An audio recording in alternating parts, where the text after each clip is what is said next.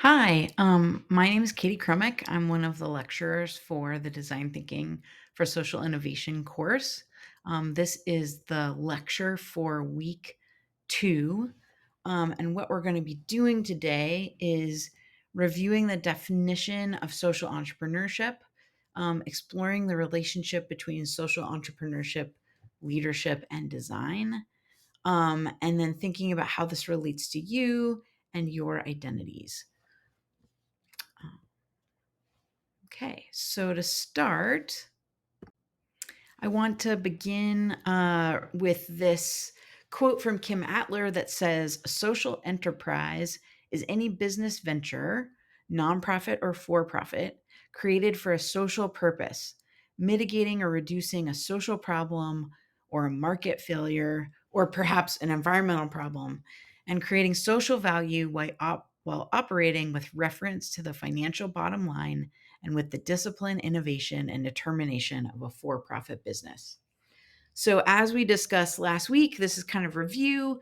Um, a social enterprise is kind of the framework um, of a business applied to helping to mitigate or solve a social or environmental problem.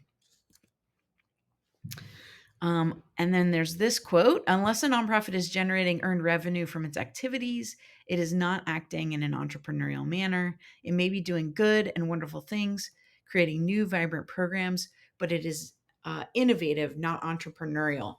So, also emphasizing, because we're talking a lot about social innovation coming from kind of an entrepreneurial angle.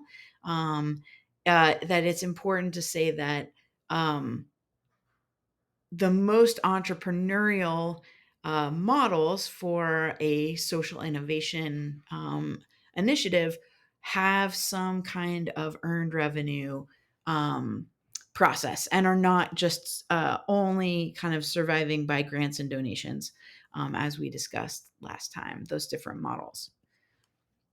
You have an opportunity in this class and in your life to reflect on a social and or environmental problem that is meaningful to you and to work to find an innovative and sustainable solution to that problem.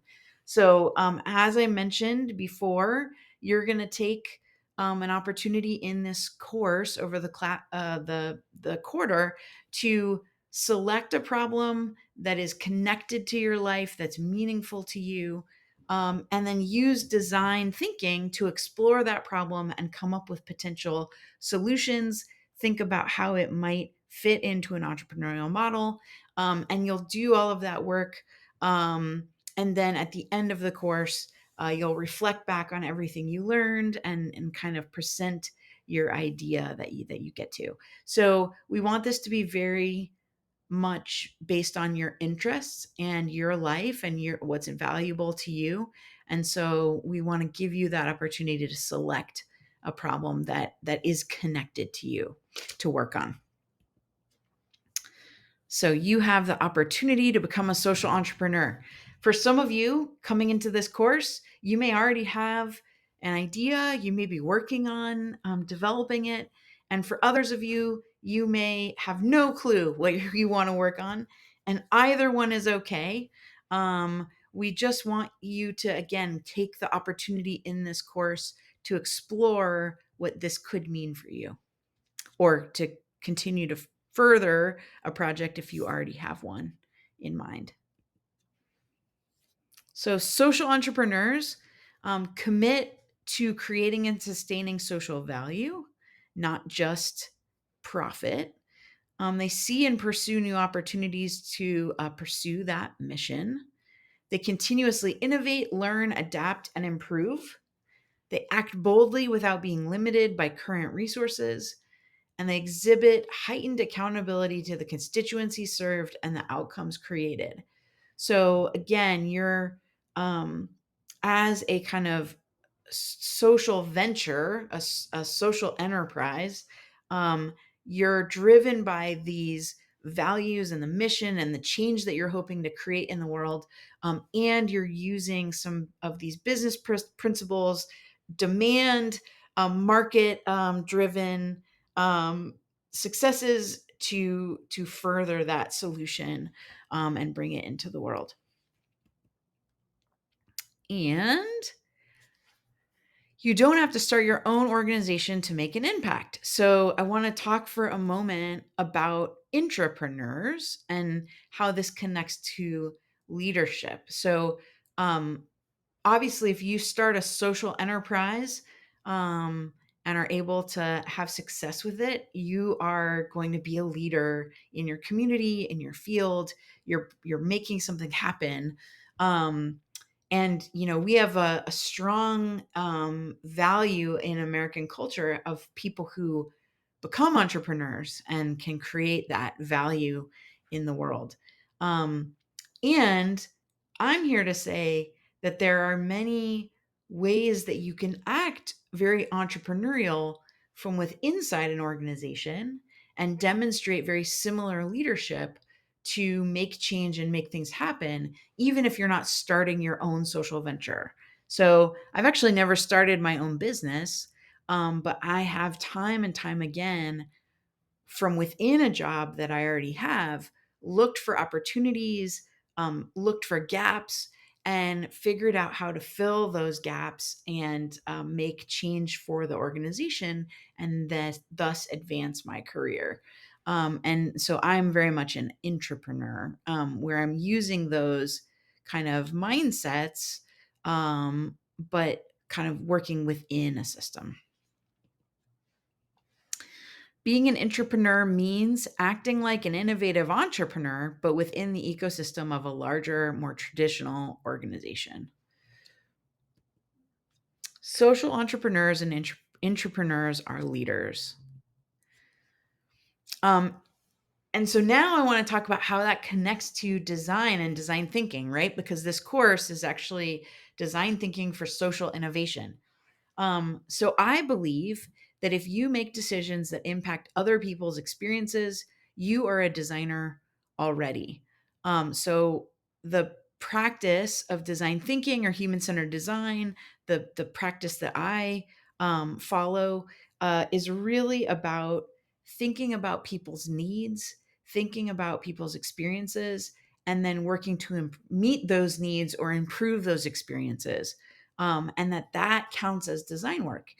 And for a lot of us, if we're making decisions from within our own organization or business, or in another, in an organization that you're a part of, then you are acting as that designer to create those experiences already.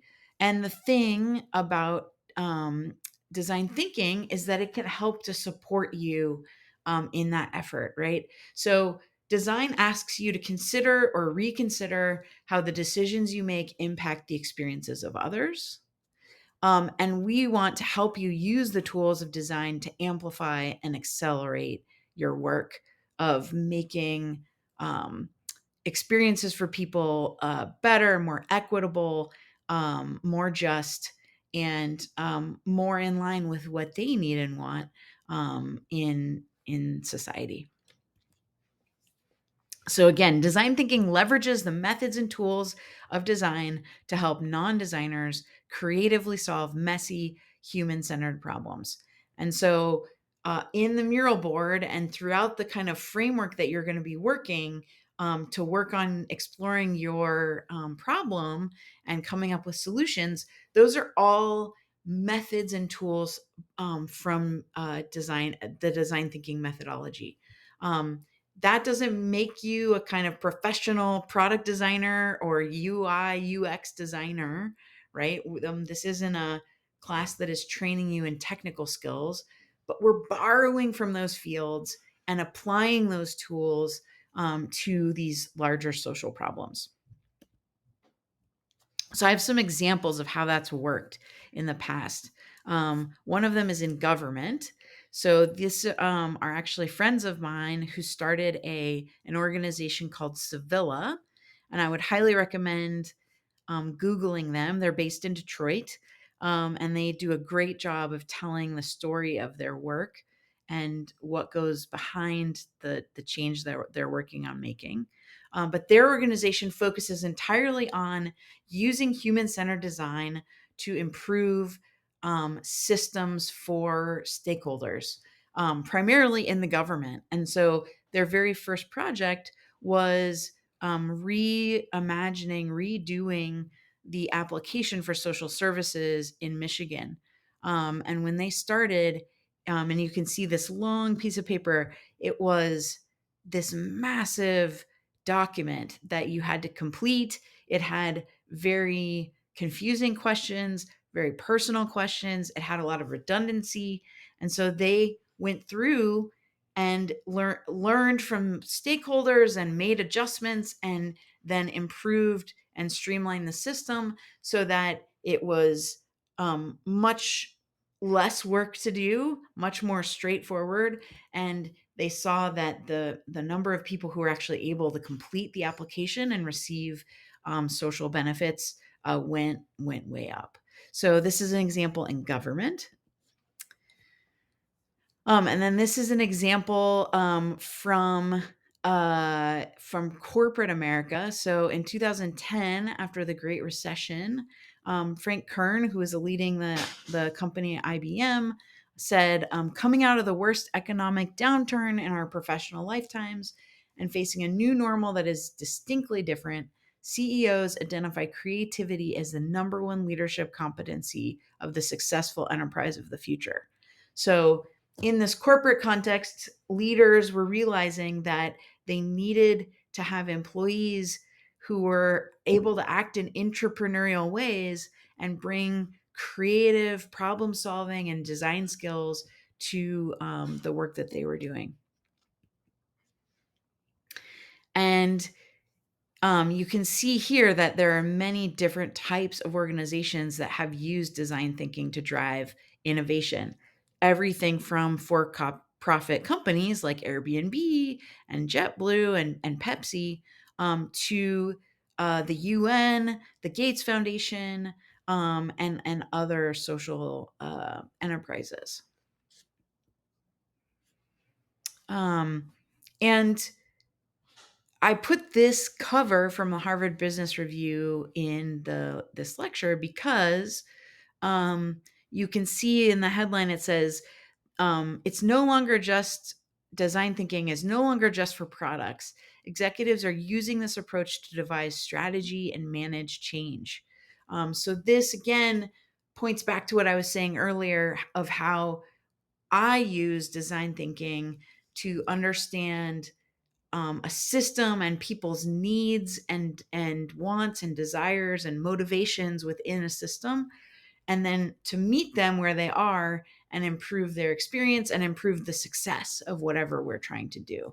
And that's very different from the old version of product design, which was like designing this pen, and I figure out how the button works and how long the pen is, and then I move on to the next product. So this is taking, again, building on this industrial design and product design tradition, but bringing it into bigger social problems. But it's hard, right? Innovation is not an easy feat, and if innovation was easy, then it wouldn't be innovative. And so I think big question for me is, how do we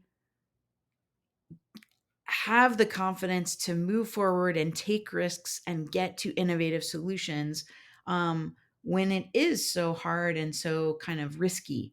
And I like to use this metaphor of walking down a path in a dark woods, and you can't see what's around you. You don't know exactly where you're headed. Um, and for most people, it would be really unlikely for them to kind of just run into the woods and not be concerned at all for the dangers that are out there. But we have a tool that helps us, right, with this problem. And the tool in this metaphor is a flashlight, right? So, and we know from using a flashlight that it doesn't tell you the answer, the destination. It doesn't show you the entire path, but it gives you just enough confidence to move forward.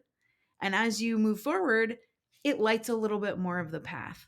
And for me, that's very much how the design process works. And you'll see that progression when you're working on your own project, that you're not going to have an answer right at the beginning, and that's okay. We want you to explore a little bit, think, reflect, talk to some people. That's going to get you further, and then come up with solutions, and that will get you further, and you keep going from there.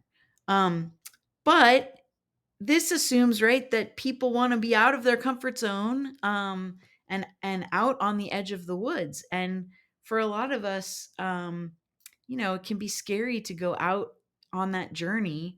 It's why it's great that you're doing it in this class, because it's a safe space, and it's safe to fail.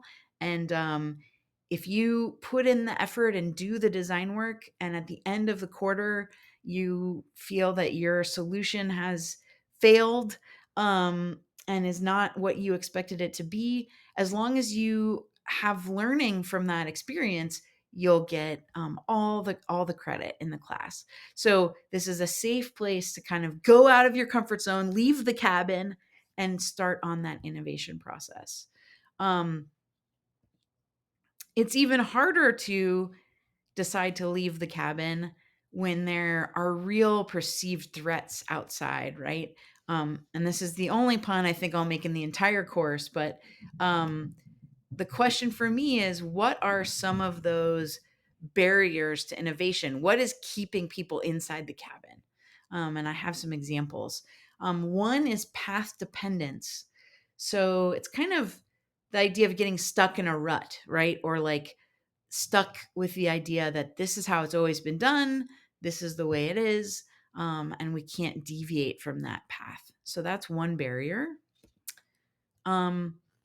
We have barriers in terms of our own baggage. So understanding a particular experience from our own perspective can keep us from seeing what's possible, right? So a great example, I use this example a lot in working in schools, right? We're all a product of a school of some type or another, and so that means that we have very strong mental models of what school is. And that can prevent us from seeing what school could be. Um, another barrier is risk aversion. So you're not experimenting with my money, right? And uh, when people are afraid of taking a risk and trying something, if they're afraid of failure, they're not likely to kind of venture out on that innovation journey. So trying to figure out ways to help yourself to mitigate that risk, to build confidence, to help you experiment. And then systemic challenges, right? So we can come up with brilliant solutions to problems, but if they don't fit into the system, if they don't fit into kind of the legal parameters, the systemic parameters, then it's not going to succeed, right?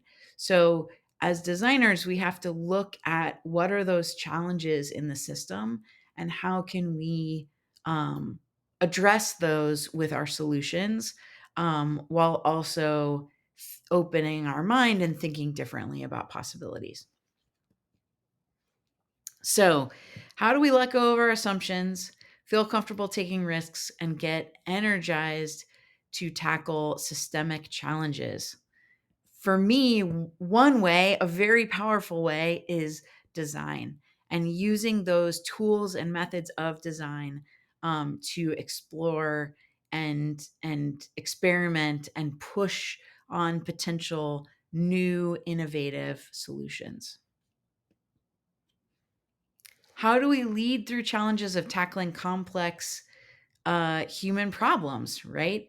Um, how do we help our colleagues within an organization, or our employees with an organization that we started, how do we show them that there's a safe space to fail, that there's opportunities to try and try again and iterate and learn. And so those leadership questions, I definitely want you to be reflecting on too as you're going through your own project, thinking about how could you help inspire others to take this similar approach. So I think again of innovation as a design process, and that process can be replicated. And I think that's really important to move away from this idea that innovative people are only people like Steve Jobs and Thomas Edison, who, by the way, are both white men. That innovation is only for a certain very small part of the population. I actually think that innovation is for everyone, and when we equip ourselves with these tools of the design process, we can generate really creative, interesting, and new ideas. And we can do that over and over again. And it doesn't mean that we have to be some kind of rare and special genius type to do that. We can anybody can take on problems in a creative way. So I like to use this image. This is from a designer. His name is Damien. I'm blanking on his last name. But it's called the Design Squiggle. And if you Google Design Squiggle, you'll find his name. And the thing that I love about this image is that this is very much how I think the design process will feel. It feels that this way to me every time I do a design project, which is at the beginning, you're starting out and you're really unsure of which direction you're headed, whether what you're doing is the right thing, whether you're going to even come to a solution. And then as you continue to work the process, you start to get more and more clarity and confidence and conviction about how what you're working on is the right thing. And you start to get feedback from others that help you improve. And eventually you even out into a place where you know what solution is going to help solve the problem that you're working on. So design thinking, it's a set of tools and a process. And I've been talking about the design thinking process. I've been talking about these tools and methods. It's all kind of a part of the same realm, right? Uh, so these are the hexagons of the design thinking process. This comes from the D School at Stanford. And this was the model that we used when I was learning the process when I worked there. There are many other ways to express the design process. Um, the design process does not need to be linear, it doesn't move from left to right. Sometimes you revisit phases. So it's much more messy and flexible than this might communicate. But I do think it's important to kind of understand that there are these different modes in the design process. So the empathize phase, where you're starting to understand the needs of the people that you're working with and for.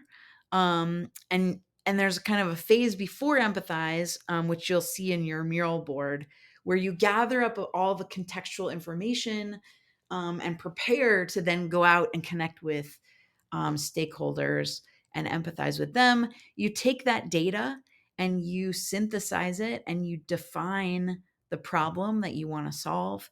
Then you ideate, where you're brainstorming lots of possible solutions. And then you select the most promising and you prototype. So you build um, quick, easy, low cost ways of testing the kind of main premise or assumptions of the idea that you selected. And then you go back out to the community and you engage them to get their feedback and reactions. And sometimes it's a total flop and you have to start over. You have to go back to your ideation session to figure out another solution. And sometimes you get small feedback that helps you to iterate and improve and move towards a solution that's going to be successful. And you get that feedback by going out into the community and testing your idea.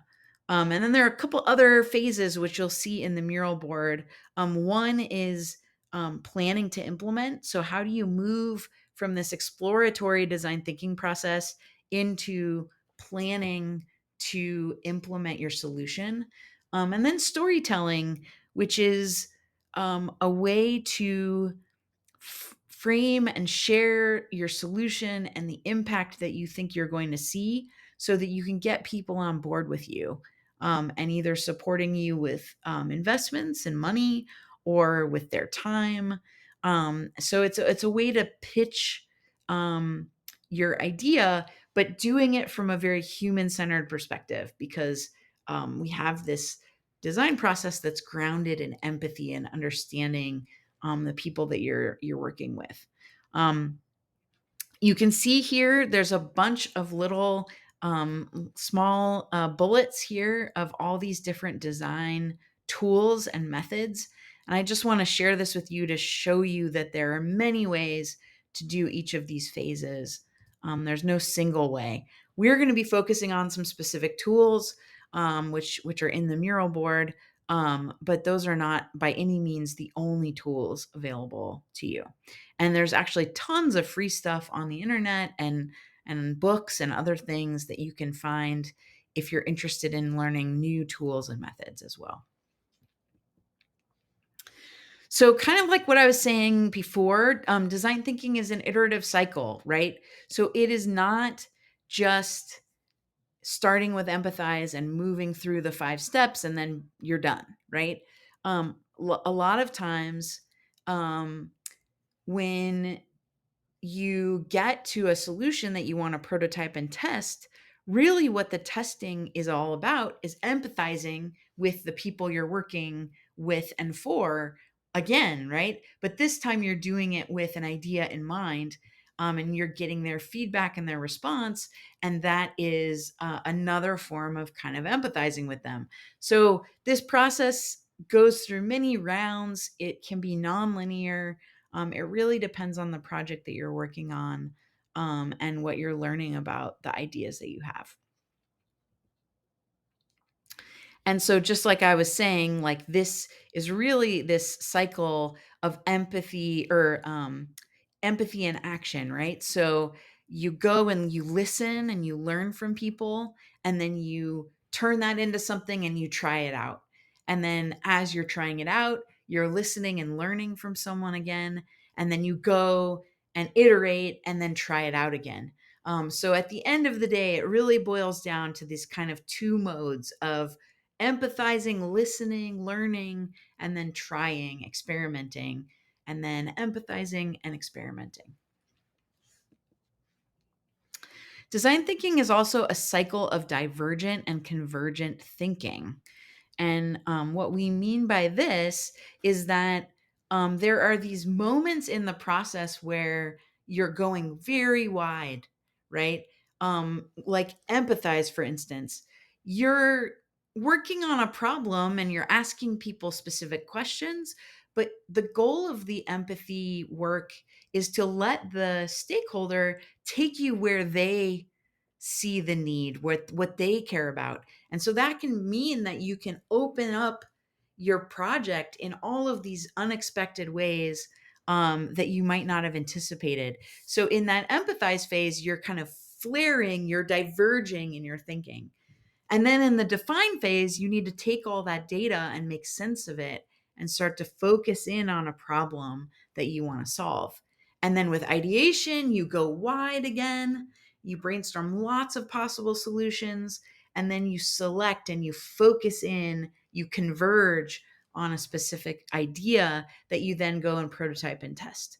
So I bring this up. I think it's interesting to think about the design process this way, and I also bring this up because there are many of us have kind of a space that we prefer, right?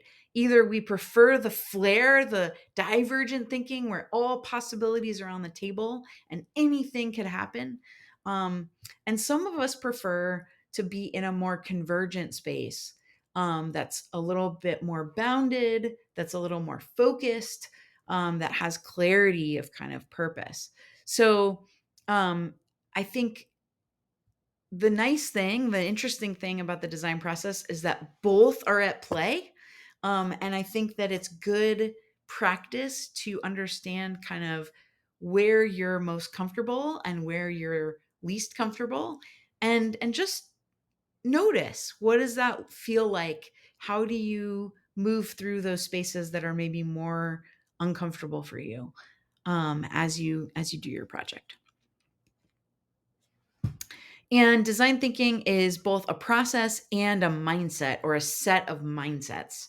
And I want to share those with you now. So, one is questioning the status quo. So, if you weren't willing to question the status quo, why would you work on a project in the first place, right? If you're only willing to accept what has been, and believe that that's the only way it can be, then this class isn't for you, right? So, working on social innovation, you really need to be in a position where you believe that if you push on the system and create innovative solutions, that the status quo will shift.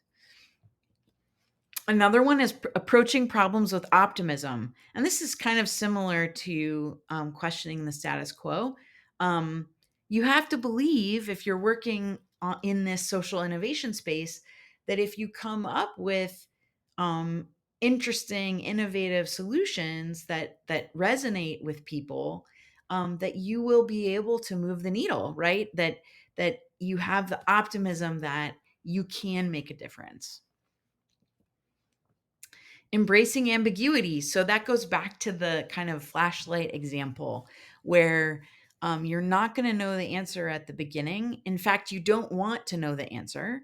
You want to hold off on that part of your brain and instead sit with the problem, listen to people, explore what they're saying, and you may find that you go off in a different direction. And that's great, right? So being comfortable with holding back the urge to come up with an answer, is a really important mindset. Getting inspired by people. So, as I mentioned, empathizing, listening to others, learning their perspective is so critical in the design process. Having a bias towards action. So, instead of kind of reading and thinking and talking and never kind of trying anything out, a really important part of the design process is that we take what we learn, we turn it into something, and we test it in a real world context. And that bias towards action helps us to continue to advance and improve our solutions. Experimenting early and often. So, making sure that you're not spending all quarter perfecting this one idea and never sharing it with anyone else, never getting feedback. It's really important that you experiment as quickly as you can so that you can understand and adjust to feedback that you're getting. Failing forward to learn. So, and failing in a safe space. So, taking some risks, trying some things that you're not sure that they will work, and then using the failures that you have as a way to learn and empathize with stakeholders to make the next solution that much better. And then building towards bold solutions through mitigated risk. So, how do we, again, kind of create that safe space to take risks? How do we get the flashlight in our hand? And then do small things to experiment and to learn before we do something really big and bold. And that will help. those of us who aren't risk takers to feel comfortable and confident continuing to move forward towards a new innovative solution. So, design is a method for solving problems, especially complex, tenacious problems involving humans. That's what that should say. And understanding how humans operate within that complex system. Design work is equity work. And what I mean by that is when you bring an equity lens to your design work, when you're constantly asking questions about who is benefiting and who is being left out of a system, of a problem, and who will benefit from my solution and who will be left out, um, can help to address injustices in the community and to invite people in who have been historically marginalized. Um, and so what that looks like for me is designing for others with their needs and desires in mind, and really listening and not projecting onto them, but hearing from them what really matters and getting their ideas and their feedback, as well as the things you're coming up with. So there's a story. This is a native woman from a tribe in the Sierra Mountains in the early 20th century. And this tribal community had a tradition. You can see that she's grinding these acorns with a stone, of the women spending most of their day collecting acorns and then grinding them up to eat. Um, and at some point, the Army Corps of Engineers came to this community and they said, we can build you a machine that will do that job in far less time, and then you'll be free to do other things. And they built the machine and they put it in place and they left. And they came back 6 months later and the machine was in the corner and it was covered in dirt and it wasn't being used. Um, and what the Army Corps of Engineers realized was that the women didn't want that solution. They didn't see grinding acorns as a problem to solve or something to be made more efficient. Actually, the time that they spent grinding those acorns was a hugely important part of the social fabric of this tribe. And it was the opportunity for women to socialize, to teach their children, to gossip, to share information. And the time that it took to grind the acorns allowed them to have that social space. So this is an example again of not projecting on to people, but instead really listening and understanding from them and getting their ideas about what possible solutions are, instead of kind of assuming that we know what would improve their lives. So, again, designing systems and experiences that give everyone what she or he needs or they need to reach their full potential. So, this is a quote from an article written by these three women who run an organization called Equity by Design. It's also very interesting. I encourage you to follow them on Instagram and Google them and read more about their organization. But they say, if we believe design thinking is the right tool to use to redesign products, systems, and institutions to be more equitable, then we must redesign the design thinking process, mindsets, and tools themselves to ensure they mitigate for the causes of inequity, the prejudices of the human designers in the process, both their explicit and implicit personal biases, and the power of mostly invisible status quo systems of oppression.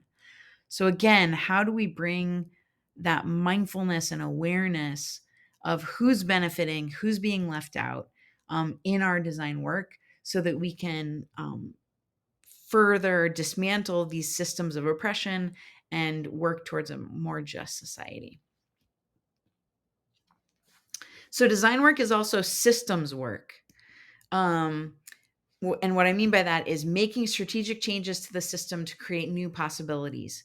So by looking at the system and then creating a new solution, a new intervention over in this area, we can then open up and improve the experience for others across the system. And design work is continuous improvement work. So, because we practice this cycle of prototyping and testing, getting feedback, iterating, improving, we're constantly in a learning mode, and we're constantly looking for new data, new insights about how the solutions that we have implemented are working for people. And that kind of learning posture and iterative posture leads to kind of a process of continuous improvement. So, using the methods and mindsets of design to fuel a cycle of learning, changing, and growing.